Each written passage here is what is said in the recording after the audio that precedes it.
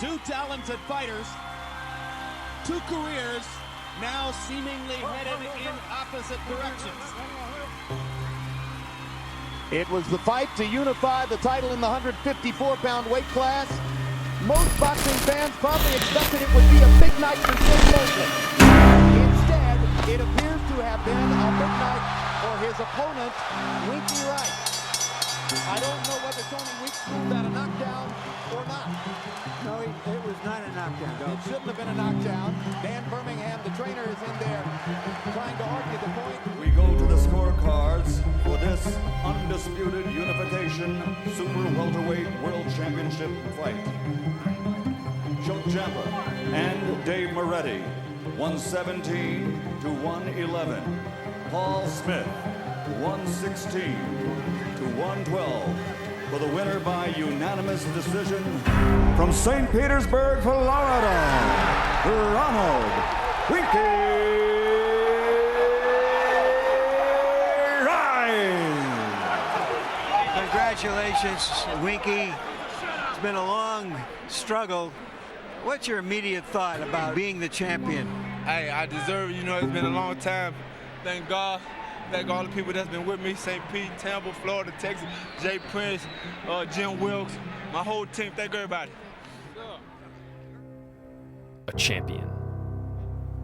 It's a thing that many strive to become, but only a very select few can truly cement their name in the history books to say they were the #1 fighter on the planet.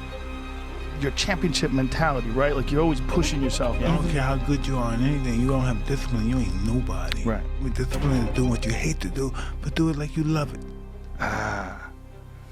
Doing what you hate to do, but do it like you love it. Discipline is what champions are built off of. But this isn't only because of their resilience they showed during the fight. It's because of the hours of work they put in before the fight even takes place. This is because, in all honesty, champions aren't built on the night of the championship. They're built in the gym. When you look at the majority of boxing gyms in America, it'll be very rare that you'll find one that has actually trained a former champion. But when you look deep into the city of St. Petersburg, Florida, you will find a small gym that was the home of not just one, but 3 different boxing world champions. And the name of that gym is St. Pete Boxing Club. St. Pete Boxing Club is a gym that holds so much boxing history that it definitely deserves to be called legendary. But why? What exactly is this gym? How did it become what it is today? What makes it so special? And who is going to continue the legacy that was left for them?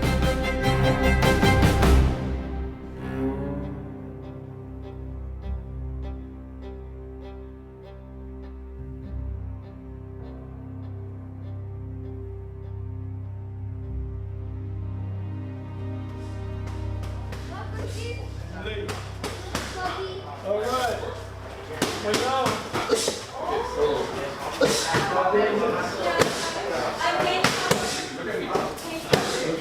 You see my shoulder move, that's what you move.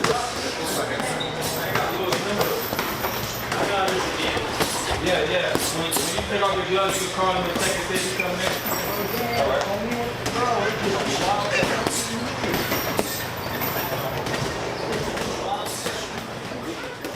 All right, so I know that you're a young amateur boxer, and from that perspective, I was wondering, after all the years of training, what is it that keeps you coming back to this gym, St. Pete Boxing Club, as opposed to other gyms in the area? The history. Winky will come in this, come and watch us spar. Pete will come and tell us some stuff. I was just learning some stuff off him. I think it was Monday, yeah, just this week. You know what I'm saying? He just taught me some stuff, me just diving deep. The gym is like old school gym, you know what I'm saying? As everything is good in here, I feel good in this gym, and I develop a lot of skills in here. Because when you really chill, I'm really gonna parry the jab like this. Nobody's really parrying the jab with this. It's really only for the 2. All right, so if he's parrying right here, As you can probably see, this tiny gym is overflowing with passion and people who are inspired by the fighters that came before them. The historic nature of the gym can be expressed by the writings on the wall. Whole lot of things done changed. But when you're looking at all this, you may stop and ask, how did we get here? And to answer that, we're gonna have to go back, and we're gonna have to ask the man that started everything. Alright, if you could please just introduce yourself and tell us when you started the gym. Dan Birmingham, 73 years old, and I started this gym in 1988. Well, I was an amateur boxer in Youngstown, Ohio. I was trained by a guy named Art Mayorga, and I fought in the 68 Golden Gloves and then had a bunch of smoker fights after that. And I just had an interest really in helping kids. I never dreamed that I'd train world champions or any named fighters. Dan was Winky Wright's trainer, and his last champion was Keith one-time Thurman. So Dan was really instrumental in developing this gym and funding it and giving it the success that this gym has achieved. Has been a lot of Dan's life's ambition in the boxing business. The main man was Dan Birmingham. Dan Birmingham was a great boxing trainer. He retired now, and he taught a lot of us a lot of stuff about the game of boxing. And his brother Mike Birmingham. I believe I was 23 or 24, and I started training my younger brother Mike, and then some of his friends wanted to train, so I started training them. We trained in a basement. You know, we used to box, and there was nothing but a concrete floor and concrete walls. Just the love of the sport, and like I said, wanting to help kids. Kids from the neighborhood, just bringing them up in the sport and allowing them to put them in a ring and make them perform at the highest levels. I think we have a reputation because we've been here so long and we've had so much success. I just think the word gets out. If you want to learn to fight, you know, come to the St. Pete Boxing Club on 49th Street South. Motherfucking stress, things done changed.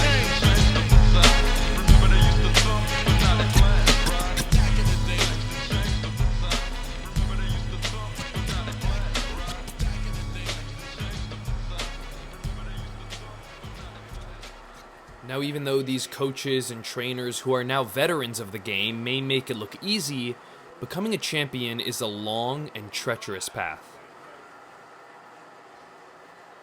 This is especially clear when looking at this young fighter, Jalik Bogle.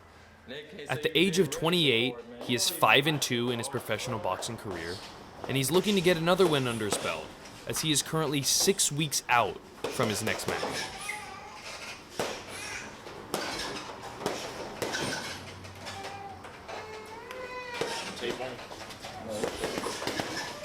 They ain't give me no opponent yet, but it don't really matter who they put in there, man. I'm gonna be in shape. June 13th, man, be there, man. Make sure y'all pull up, grab tickets. It's gonna be a fast fight, man, so you gotta be there on time. Boxing year round. It ain't like other sports, they get a little break, get a bye week or something. Every day we gotta train. The blind stares of a million pairs of eyes, looking hard but won't realize that they will never see the peace.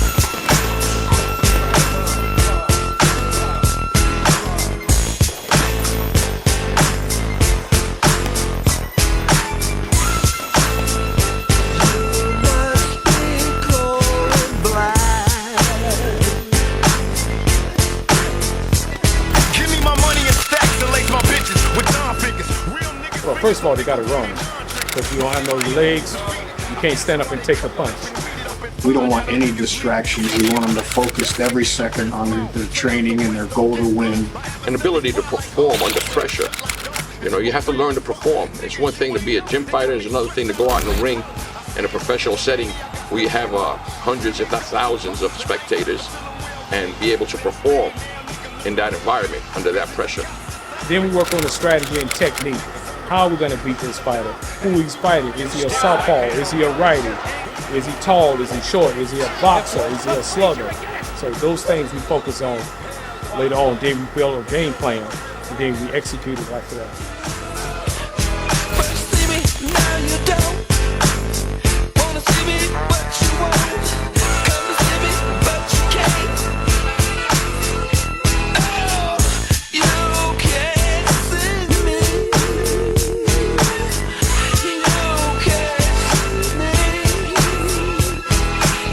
Right between your eyes, you'll never realize. Right before your eyes, you won't even realize. Visualize what you can't see.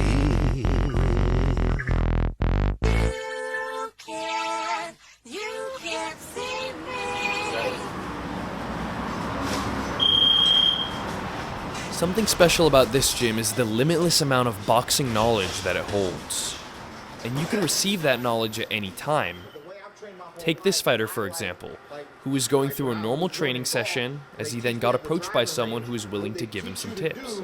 At the driving range, when it's time to play golf, they want you to take this technique into the golf game. You know what I mean? Okay. So the better you visualize reality, you know what I'm saying? You can't go 1, 2, you hit the dude here, and then the uppercut's here, right? So you gotta find it, you gotta have the proper extension, you know? But you know what's another special thing about this gym? Is that sometimes you might get lucky, and you'll realize that the person giving you those tips just so happens to also be one of the greatest fighters of his era. Introducing Keith, one-time Thurman. Yeah, it's Illmatic. Yeah. My name is Keith One-Time Thurman. I'm 36 years old, born and raised in Clearwater, Florida, and I've won 2 world titles in the welterweight division throughout my career.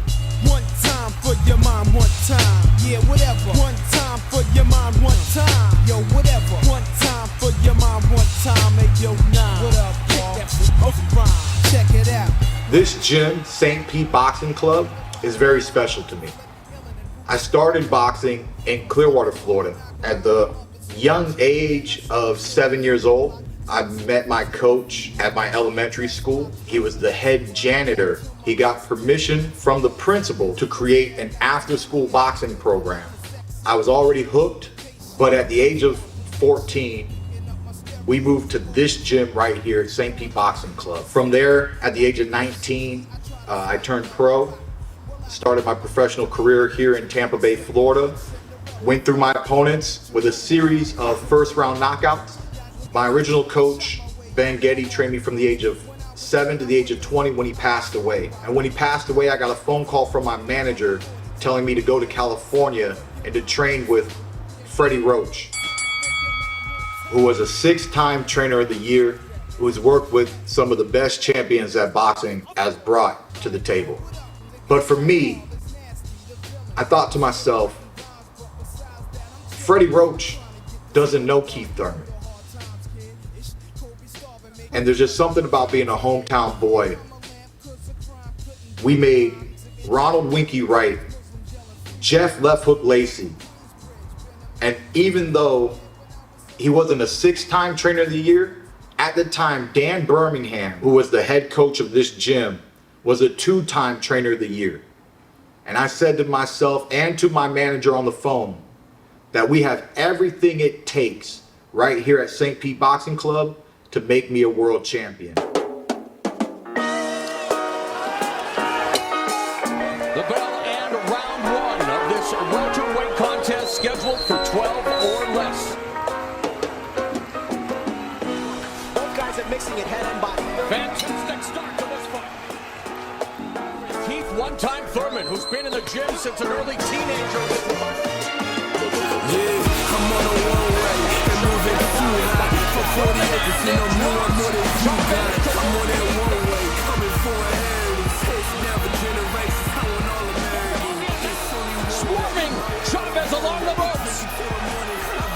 And Chavez is again down on the canvas.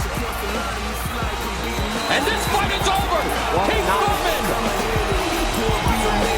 No, I am a narcissist. I'm steadily on brand with it. It's me and me. I got lots of issues with it. See, I want it, so I got it. I'm gonna do that shit so real. Champion Keith One-Time Thurman. It's no apologies, imagine working like I do this shit at habit. I hear these niggas talking, but I know they know what grasp it. So I'm on that one way and moving too high. For 40 acres in a mule, I'm more than you got. I'm on that one way, coming for a heritage. I'm passing down for generations. I want all American.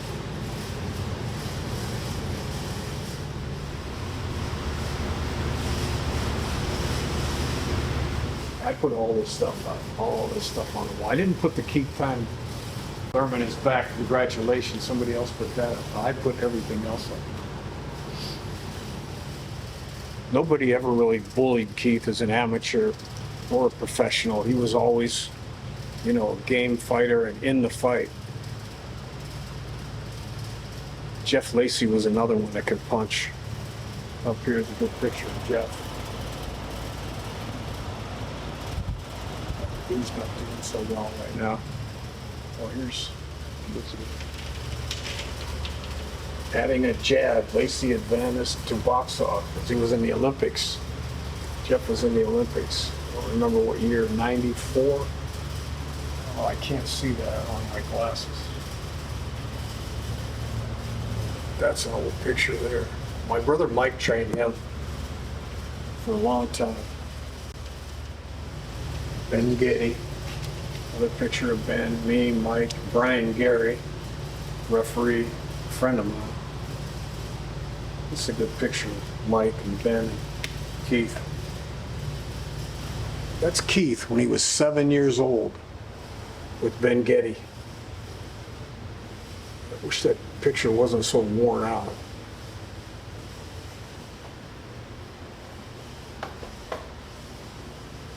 Here's another good picture here.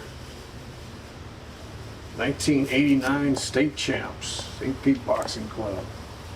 Mike, I don't remember his name. Rich Horsley, I don't remember his name. Me, George Walker, David Santos, Winky.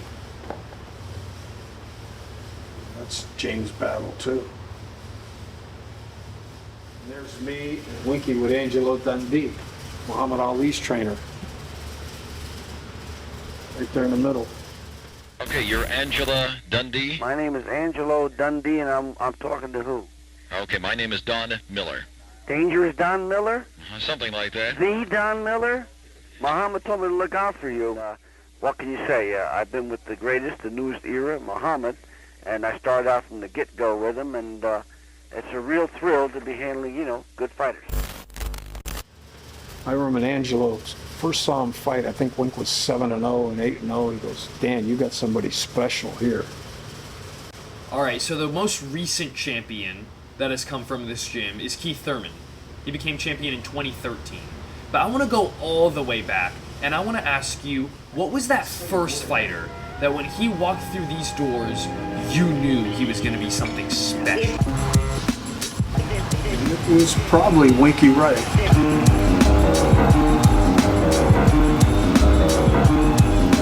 So nasty that it's probably somewhat of a travesty having me. Then he told the people, you can call me your majesty.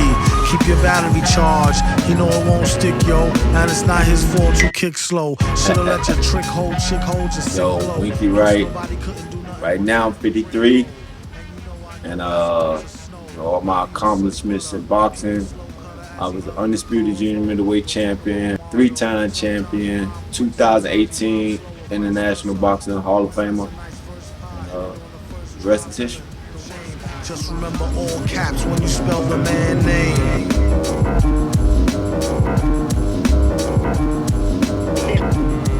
Well, when I first started boxing, it started because I moved here from Washington, D.C. And I always liked boxing and I wanted to do it. And, you know, St. Pete Boxing Club was right here. A guy introduced me to it from my school. And it's history. I walked in that first day and fell in love. He came in here when he was 14 or 15. And the first question I always ask the fighters, are you right-handed or left-handed? And he said, well, I'm right-handed, but we always used to slap fight in the street. I did that as a southpaw. Can I try that? And I said, sure. Dan the Man, that's what I call him. Dan the Man, that's my dude. Great trainer, great friend, great role model. Me and Dan did this together for the first time, you know.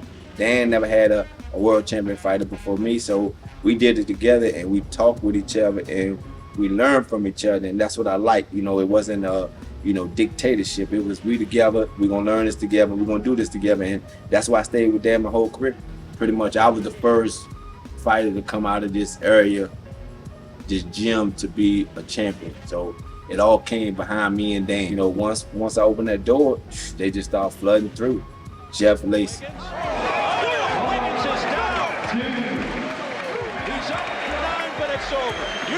they spit out the mouthpiece, it means it's over.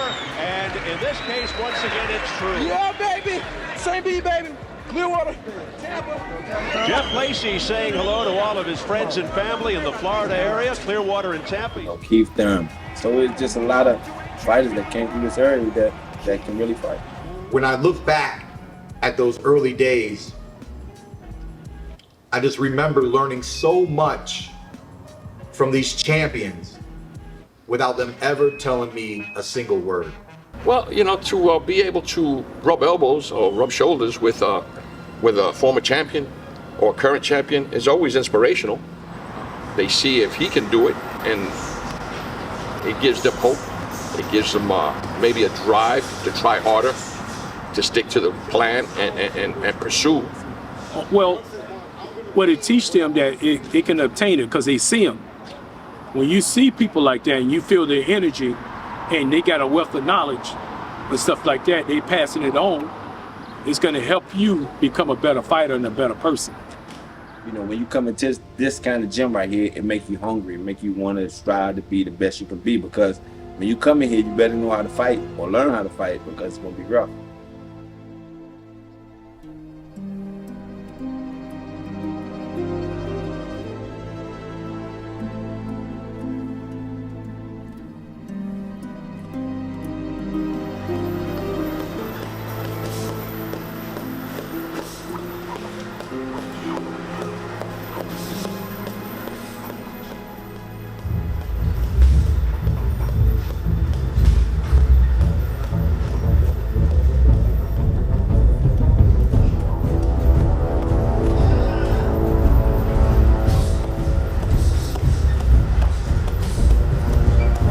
Best part of training camp, a lot of sponsors and stuff that came in, so my time and stuff kind of freed up a little bit more. I don't have to chase all of that much. Well, that's kind of been the most positive thing in camp yet.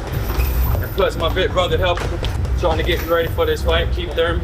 Been helping me out, making sure I do a little hot yoga, all type of little stuff. So Keith Thurman, he's been a big part of this camp, so that's been a blessing too.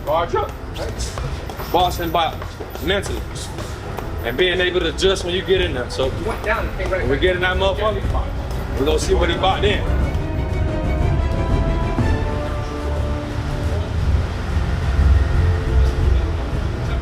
For me, weight don't really be a problem. Yeah, weight ain't really a problem. I mean, except for the last couple of days, if you've been flagging, then you gotta kind of like do the extra. Now I gotta sacrifice putting on the shirt just to get out of the weight because I ate today. You know what I'm saying? So it all come with the sport, boy. It's nothing.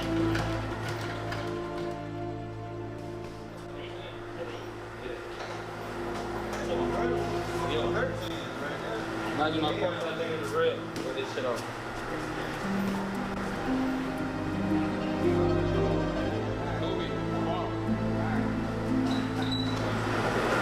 Forget, guys, support your local fighter, man. This is it.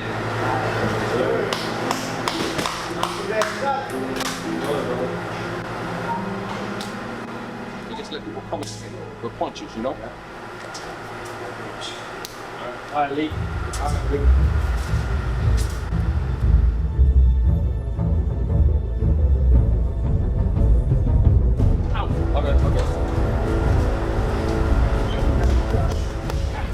There you go. That's it.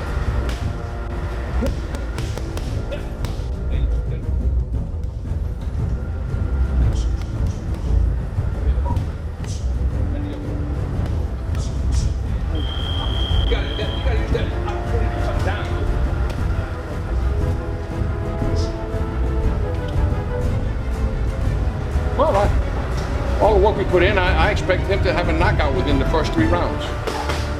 I really sincerely think that he's got what it takes to put this guy, put him out, you know? That's what we're going for. We're not going for a decision, we're going for a KO. Dominate totally from the beginning. That's the goal.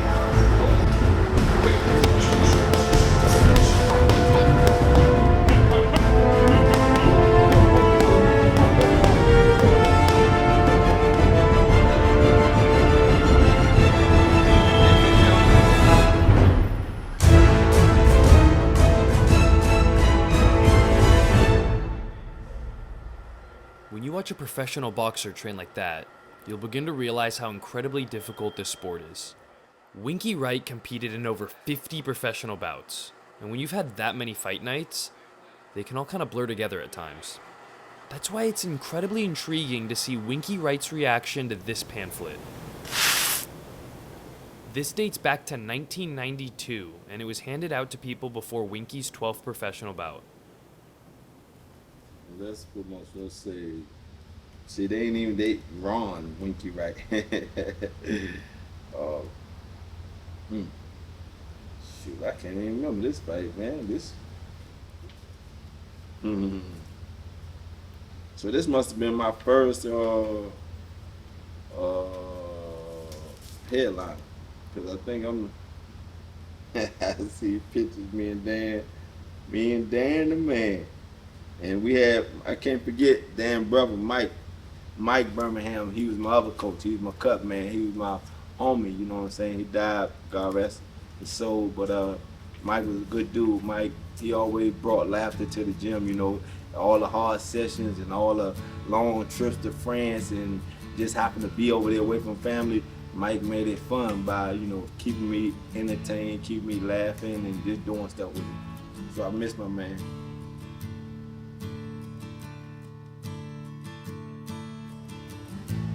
And here's Roberto Duran. Picture of me and Mike. He was at a fight one time, and we got a picture with him. Hands of stone. He was a great fighter from Panama.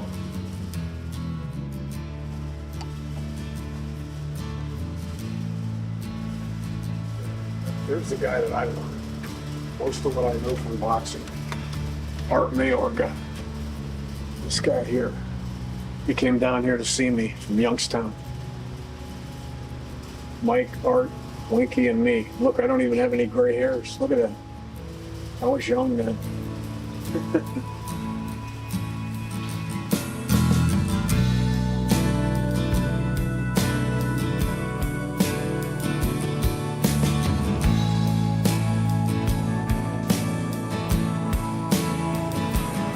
That's good. Everybody's keeping their gloves nice and neat anyway. All right.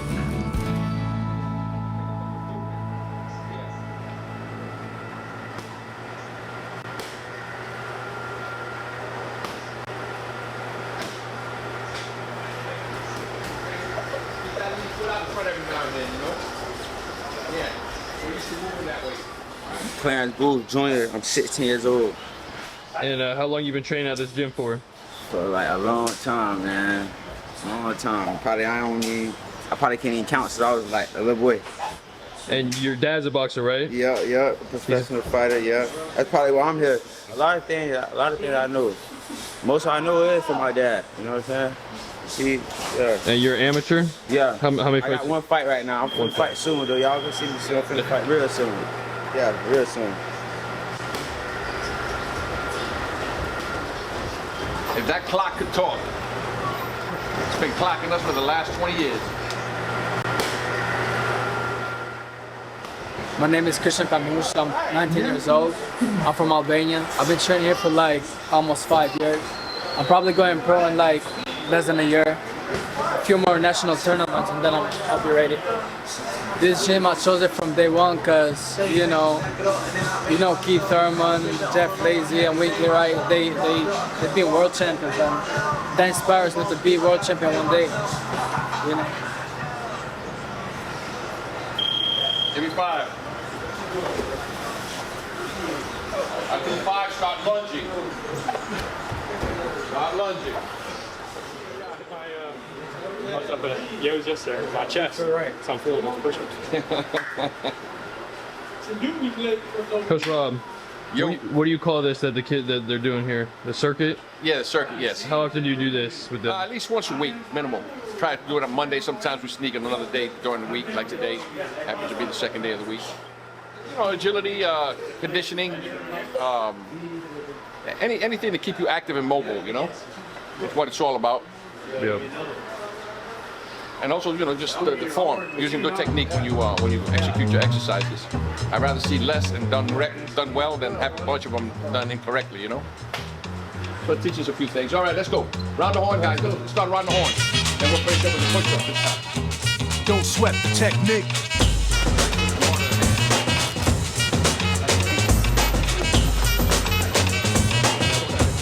Don't sweat the technique.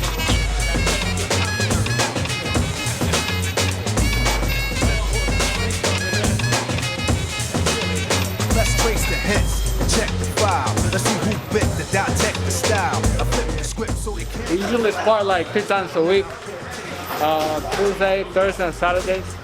I drop the bass, 2 MCs get weight for every word they trace. It's a scar they keep. And if you had to compare how hard you were going, like a normal fight is 100%, how hard are you going in sparring sessions? Depends on the day, but before the fights, we spar like 70%, 80%. Yeah. Hey, they don't make the amateur shave anymore? No. All the times they make you cut this shit off. Make you cut all your hair off. I'm like, damn, I haven't looked at the pictures. Y'all look at y'all original film, I'm like, I said the same thing. When they sweat the technique. Round one.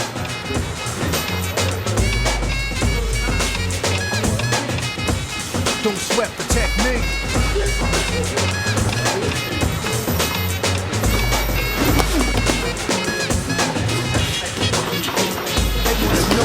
Bombs have a rip, researchers never found all the pieces yet. Scientists try to solve the context. Philosophers are wondering what's next. Pieces joke to laugh to observe. They couldn't I'm talking about him. Watch out for Tony's kind of left hook. I mean, Tony said bang them up to do because he ain't throw it that much. But last you don't have to speak, just see. Repeat the technique.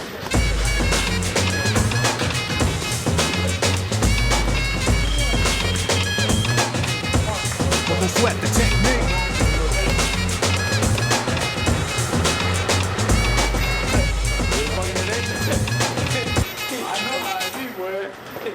I know how it be. I speak indiscreet, cause talk is cheap. Then I get deep in the beat, think clean. Bold with the scene, never weak, obsolete. They never grow old. Techniques become antiques. Better than some brand You go through a couple clean ones already. Who, me? Yeah. Oh, hell yeah. Trying to get them back. Yeah, I know that. I know you had to close the show, man. Good work, though. You hung in there. Nicholas. Okay.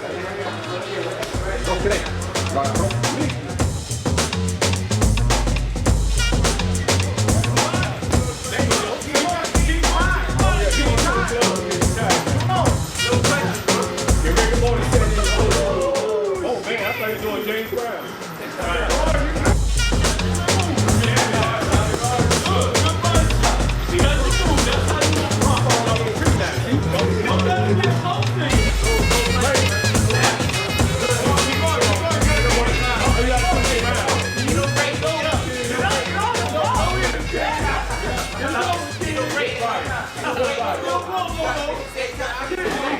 I told you,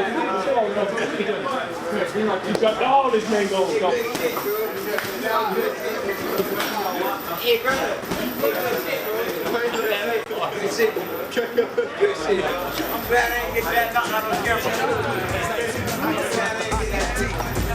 have to speak, just see. And peep the technique. I think it's all right. So it's nice to hear.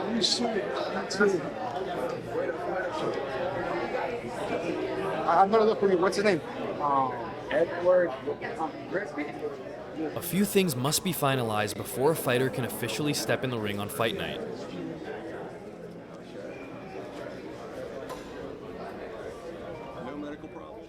The first thing a fighter needs to do is meet with a boxing physician. They're going to let them know if they're cleared and healthy to fight.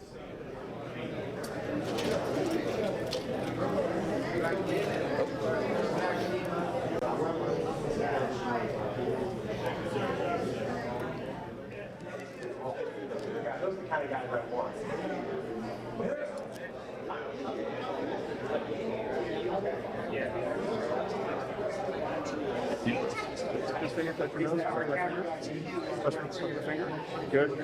Same thing here. This one. Good. Good.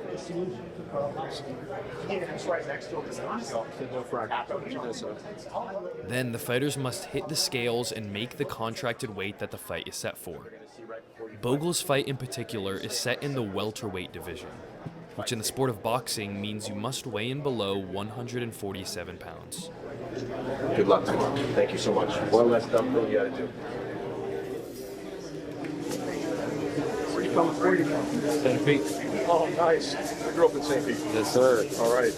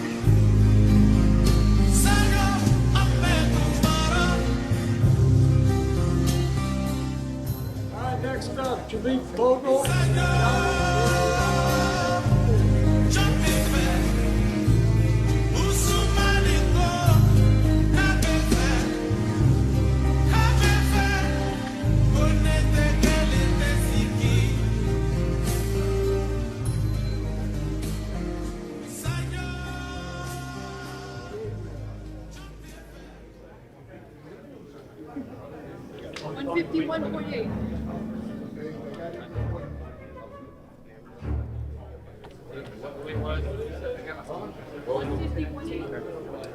Small boxing events like this can be very difficult to put together, and unfortunately, sometimes accidents do happen.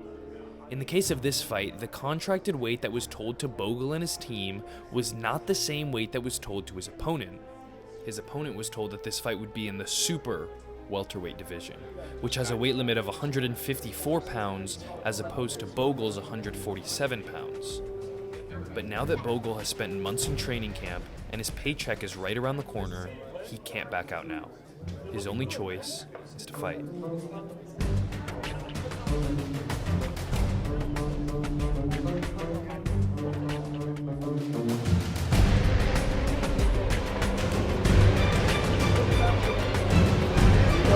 Tim got no cameras out there. Bakery, that the place I came in. Me, you, and my dad said that. Yeah, I think I got all the messages and stuff. Yeah. Okay. Yeah, I got everything. Now that every fighter has officially weighed in, and the fight is fast approaching tomorrow night, the only real solution to this problem would be for him to back out of the fight completely. And with almost a 5-pound weight disadvantage like this, most fighters would do that. But Bogle doesn't think that the weight is going to make a difference. So his decision is very clear. He's not backing out. Instead, he's going to go in there, and he's going to try to win this boxing match.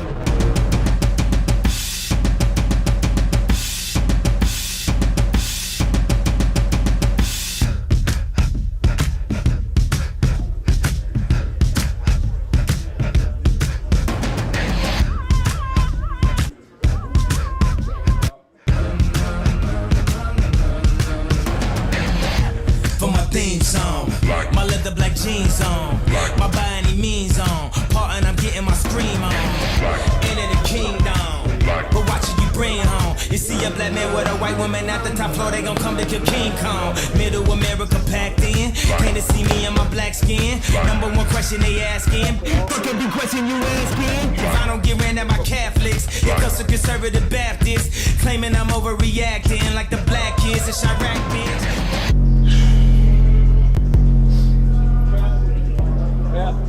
Grab him with everything. Pop, pop, pop, pop. Grab him with the jab. Yup. Grab. Yup. Knock him down.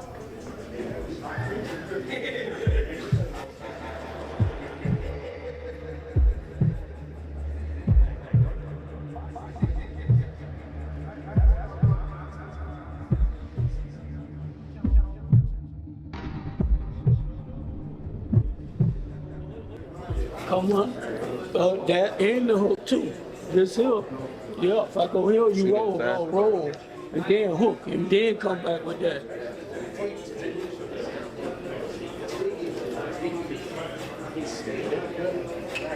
You gotta anticipate he got a good jab and a right hook. Yeah. On the right side, you know? Yeah. Nothing you ain't seen before. You got long lead.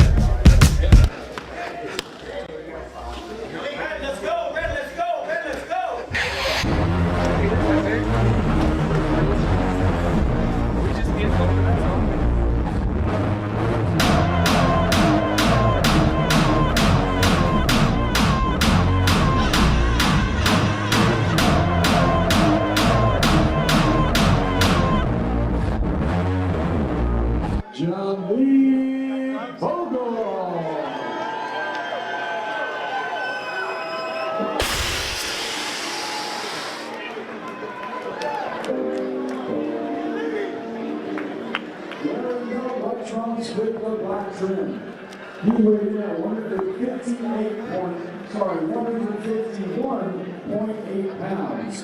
He is undefeated in his professional career. 2 wins.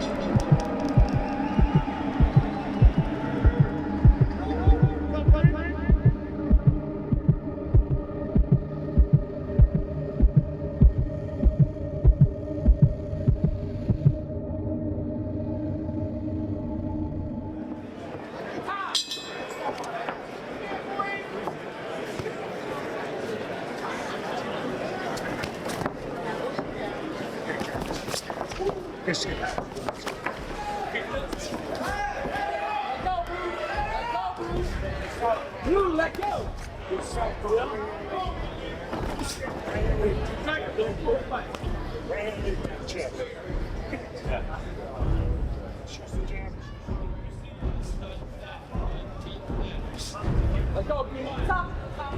Every time you shoot that right hand, that jab, shoots the straight right with you. Release the straight right hand. Hands up.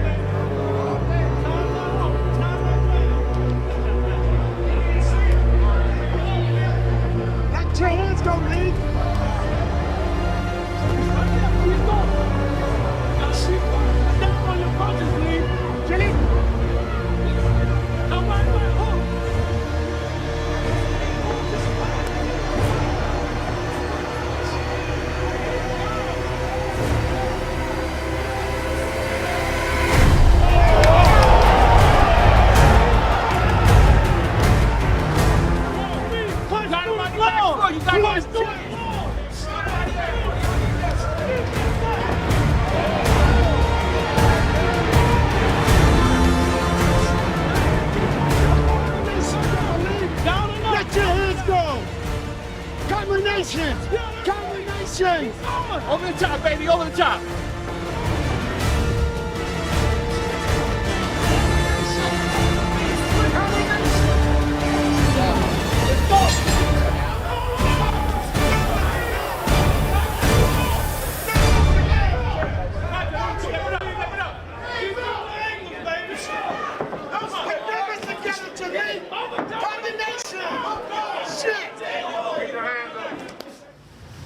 And it's hard to calm me down. People know they used to call me the foul-mouthed Birmingham because I'd cuss at my fighters. I'd swear in the ring when the television was on.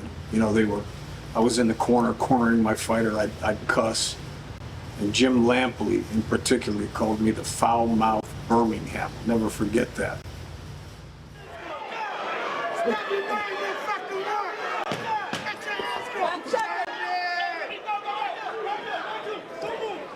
Hope y'all looking for the bell.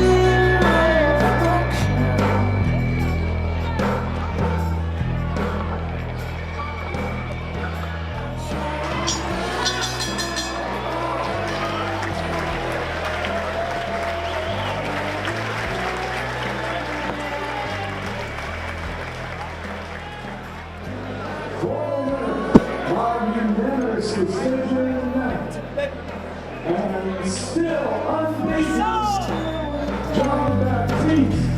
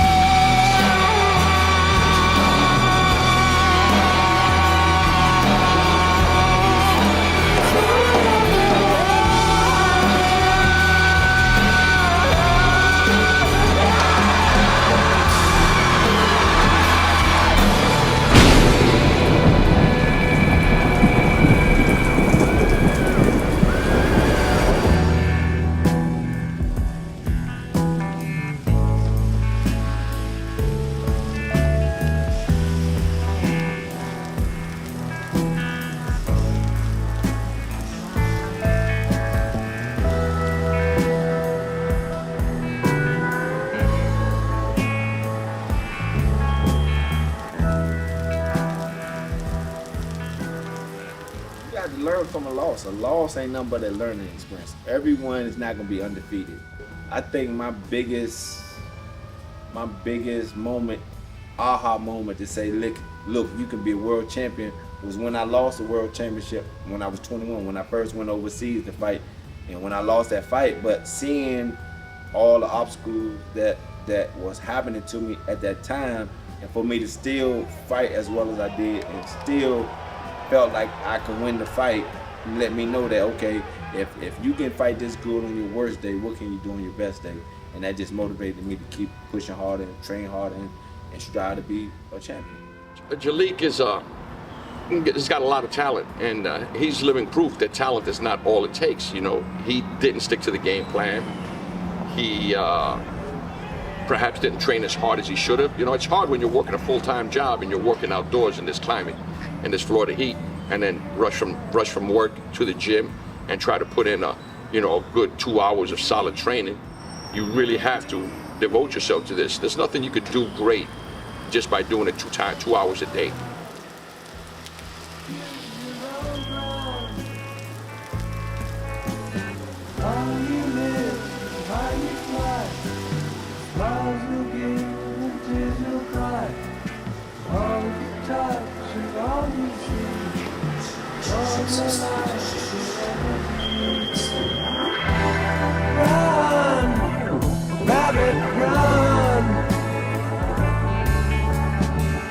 That hole, get the sun.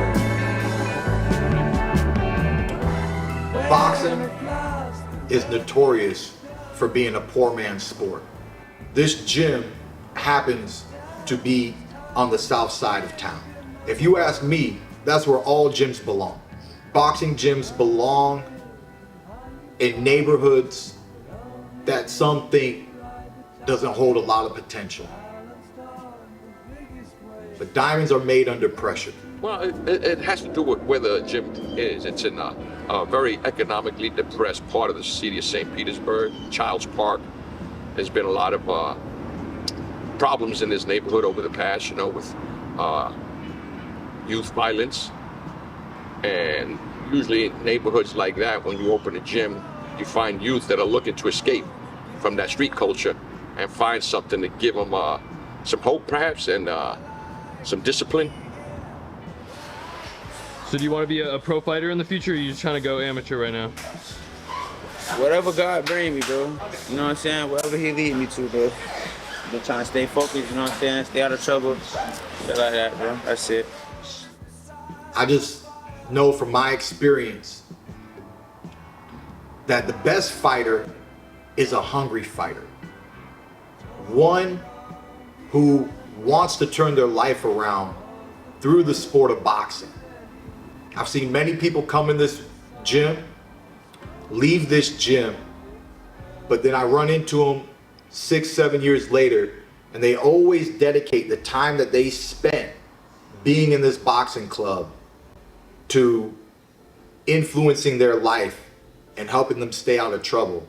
And it started out with us, just a bunch of kids from the neighborhoods, and we all clicked up, we all looked out for each other, we all pushed each other when it first started.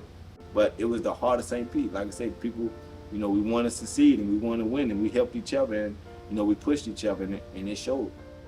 Growing up in the sport of boxing, working alongside Jeff Lacy, Winky Wright, I know what it means to watch a champion train. These were my mentors to make me the champ that I am today, and I'm trying to be a mentor for these young kids right here in Tampa Bay.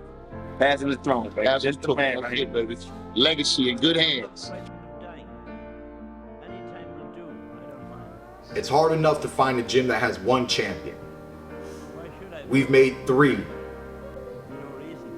And if it all goes my way, one day there'll be another young man who comes off those streets, comes into this gym, and continues the legacy that is St. Pete Boxing Club, and we will have our 4th world champion.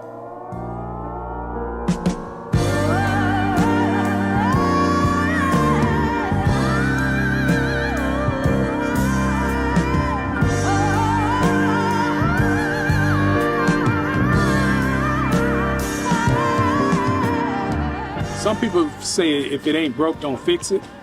But now we want to get ready for the next generation of champions to come out of here. So we're starting to do a little bit of remodeling and everything like that. Well, it's a very small gym. It's less than 1,500 square feet. And I just wanted to open up, create another space over here where the guys can jump rope, shadow box, and perhaps get in a couple of more younger kids to be able to participate as an after-school thing. We never really utilized this space as part of the gym, and so I've taken it on, and I've been kind of poking along with it, adding to it, and hopefully in another month or so, this will be ready to allow more people to train in here, indoors and outdoors. I'm getting older, and it's good to stay moving. It's good to be in an environment where you're surrounded by young people who have aspirations, man, to do something in this field, and I like to be a part of that. It gives me a good sense of well-being to be in that environment and in that community. I wasn't afraid to learn from anybody. You know, one time a young kid, I was lacing up the gloves, and I was putting tape around the gloves, and little kid said, "Coach, pull the tape over this way." And I said, "Yeah, that makes sense." So, you know, I was never afraid to learn from anybody. You can't be a know-it-all coach, because no coach knows it all. Nobody knows it all. So you have to listen and evaluate and take what you can learn from anybody. I just recently retired. I thought that, 58 years was enough. And I'm enjoying hanging around the house doing yard work and stuff like that, working on my vehicles. So there's one last question that I want to ask you. And that is, if you were to describe St. Pete Boxing Club in only 3 words, what would you say?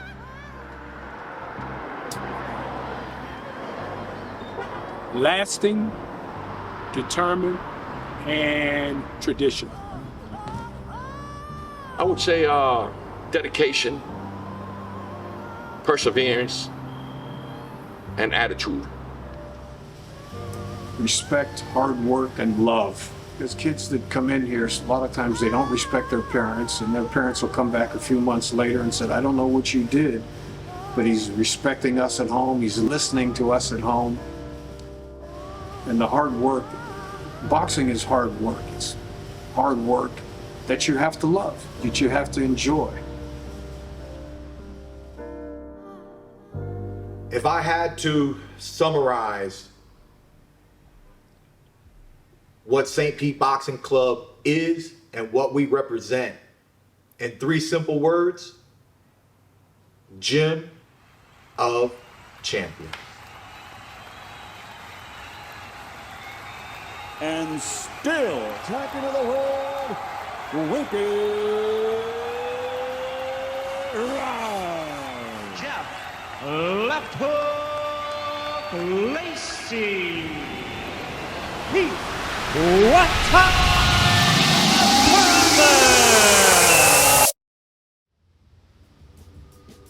St. Pete Boxing Club in 3 words.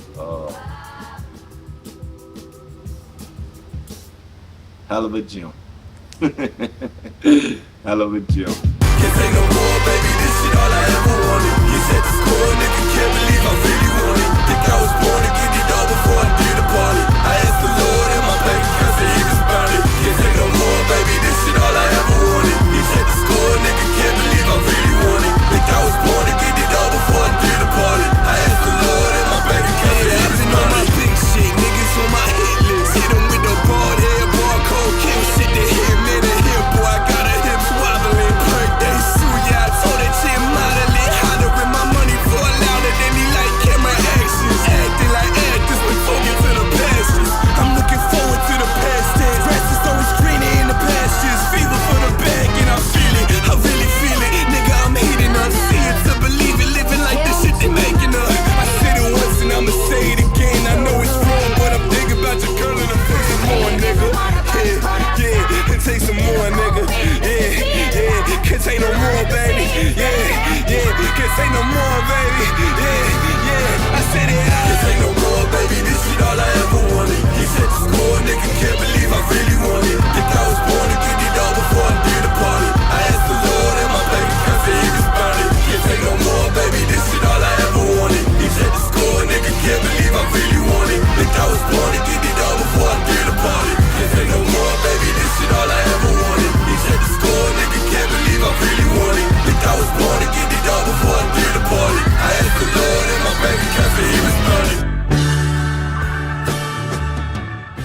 don't really understand what you mean by crazy gym stories, but you know, it's different times. Like I say, when I can see Keith Thurman coming here at 14 years old and sparring grown men and giving them a great, you know, sparring bout, that's something unique, something different, you know. One of the crazy one, a guy I used to spar, who was one of my sparring partners. We had a boxing match in Tampa over at Lacy's years ago. And he got in there and he fought this guy. And he jabbed the guy to the body. And time he jabbed the guy in the body, the guy threw up all over him. And that was a sight to see. So that was one of the crazy things. You see so much stuff. A plaque on my wall at home from Rick Baker, 2005. He had awarded me the key to the city. It was a nice big plaque about like this, and the key was huge. You know, key to the city, to Dan Birmingham, and blah, blah, blah, like that. But that really touched me. I didn't get to witness it, but my coach and another fighter who could have been the third world champion besides me, who was Antoine Eccles. Rest in peace, Antoine. He was a top contender and never got to be a world champion. I used to spar Antoine when I was 14 years old. He had this big overhand right. My coach had one rule because I was 14 years old. He said, you cannot knock my boy out. He's just a kid. Don't knock him out. And there was a day where I caught him, boom. And he looked at my coach and he says, you say he's a boy, but he hits like a man and I'm about to knock your boy out.